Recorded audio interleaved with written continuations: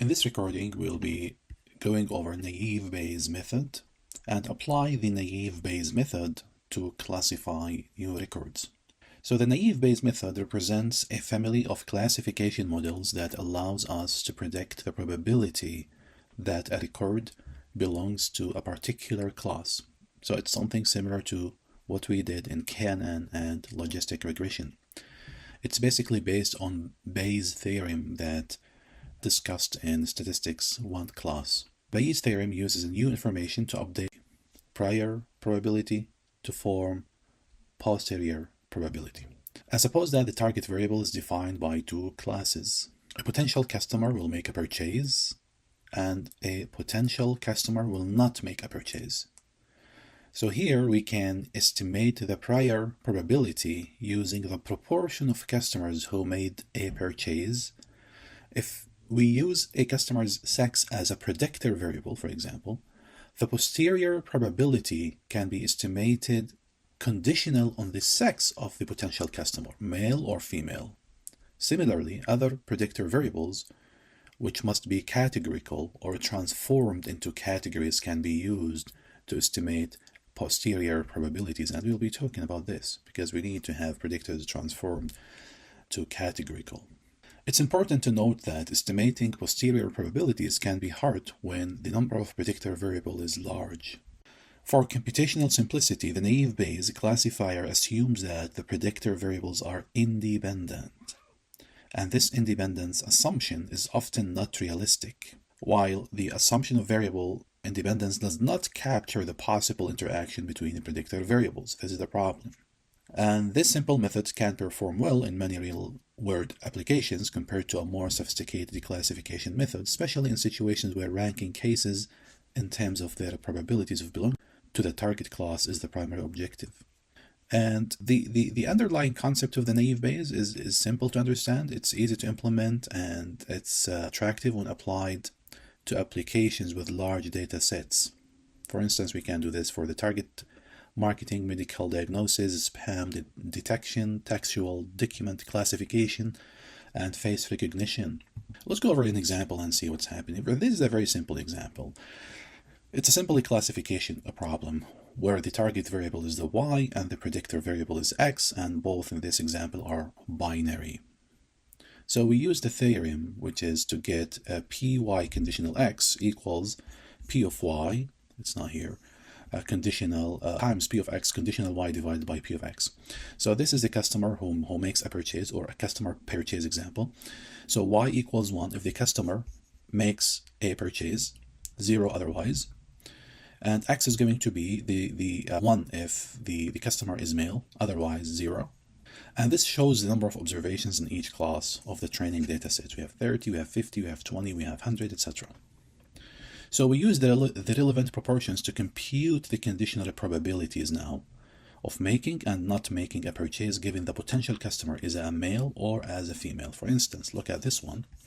We say what is the probability of a customer is going to make a purchase given that he is a male. He is a male, right?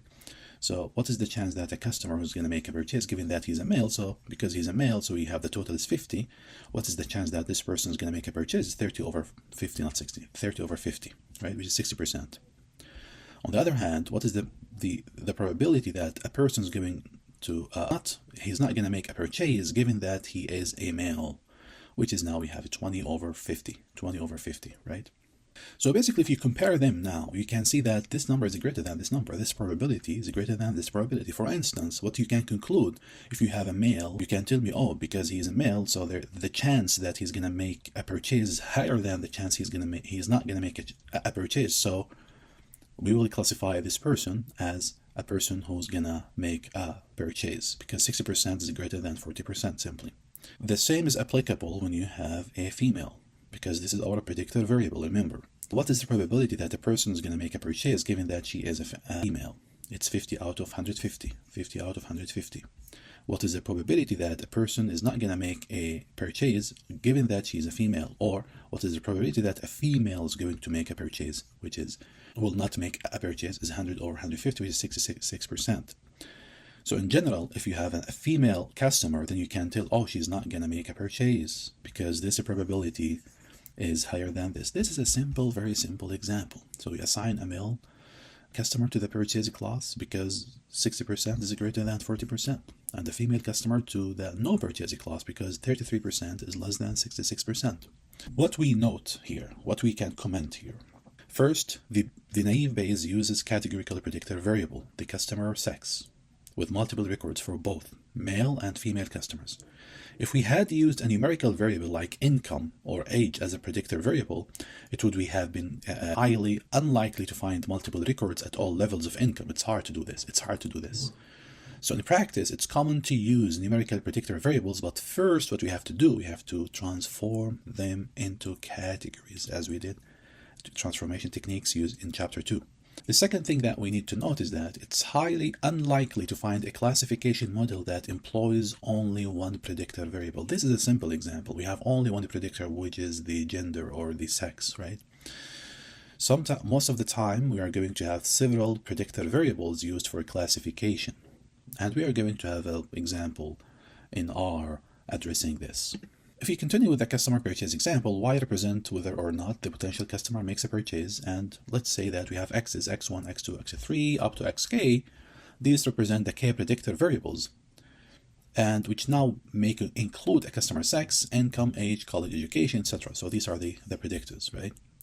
So the extended Bayes theorem is going to look like this. The probability of a person is going to make a purchase or not, given that he's educated, he's a male, his income is this, etc. So what's the answer? What's the chance that he's going to make a purchase? What's the chance he's not going to make a purchase, and so on? Because we are assuming these variables are independent, then we can replace this formula with this formula, right? So we can find every single probability. The probability of a person of what do you call it?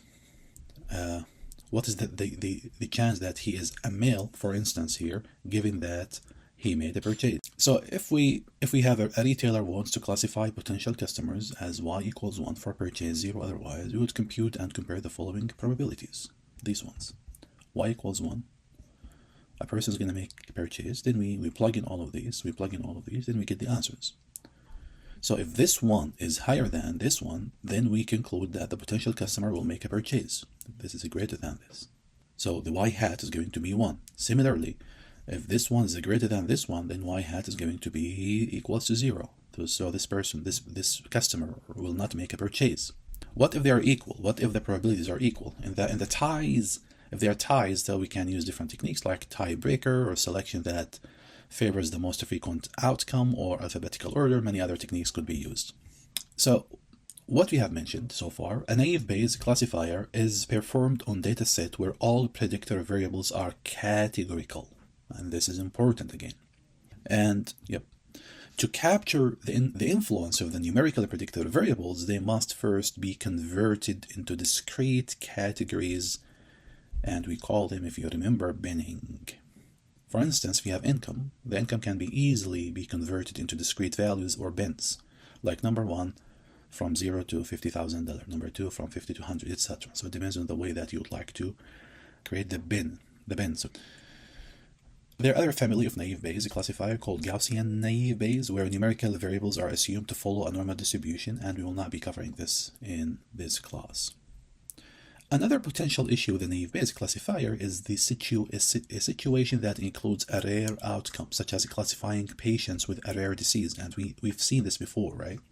So to overcome this problem, most naive Bayes algorithms allow a replacement of 0 probability values with non-zero values, usually values of 1.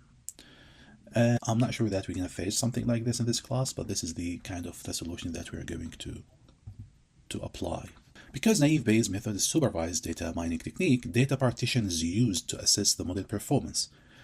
Unlike the KNN method, the naive Bayes method does not use the validation data set to optimize model complexity. What we do here, we just partition data into training and validation sets, right?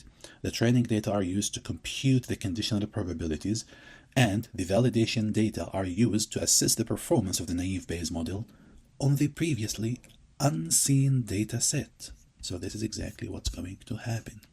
So from now, we are going to jump into the example using R. So this is all about naive Bayes. It's very simple, efficient, and sometimes it's effective. Thank you.